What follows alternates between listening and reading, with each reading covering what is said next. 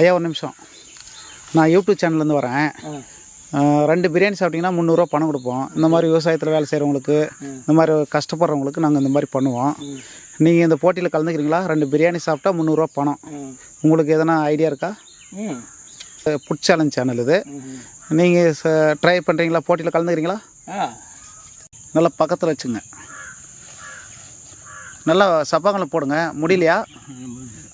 முடியுது இல்லையா? சரி சரி சரி, நல்லா உட்காந்து சாப்பிடுங்க.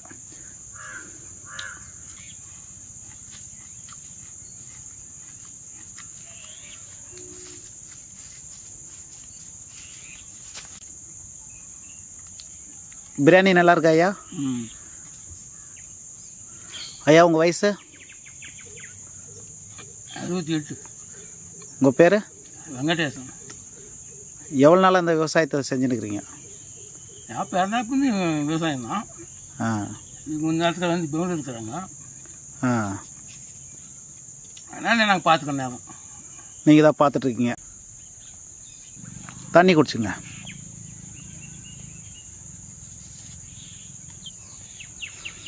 ஐயா ஒரு பிரியாணி முடிச்சிட்டாரு, சாப்பிட்டு முடிச்சிட்டாரு. அடுத்த பிரியாணி எடுத்து சாப்பிடுங்க ஐயா. என்னால் முடியாதப்பா, 60 வயசுக்கு மேலே. புரியல? முடியாது, 60 வயசுக்கு மேலே எவ்வளோ சொல்லுது. ட்ரை பண்ணுங்க. என்னால் முடியாது சார். ஒன்றே போதுங்களா? ஒன்றே போதும். நீங்கள் அந்த காலத்தில் நல்லா சாப்பாடெல்லாம் நல்லா சாப்பிடுவீங்க. இப்போ என்ன வயசில் 5 2 1 கழிச்சு 3. தண்ணி கொடுங்க, தண்ணி கொடுங்க, இருமுறீங்க பாரு, தண்ணி கொடுங்க. 1/2 1 கழிச்சு என்ன? ஒரு பிரியாணிக்கே எப்படி சொல்லிட்டா எப்படி ஐயா? முன்னி வந்து சாப்பிட முடியாதுன்னா பாடு. 22 வயசில் எவ்வளோ களி சாப்பிட்டீங்க? 2 1 களி 3 1 கழிச்சு தின்னுவோம்.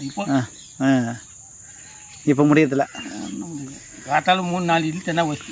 ஐயா இப்போ பார்த்தீங்கன்னா ஒரு பிரியாணி சாப்பிட்டாரு, முடியல வயசாயிடுச்சு அப்படின்னு சொல்லிட்டாரு.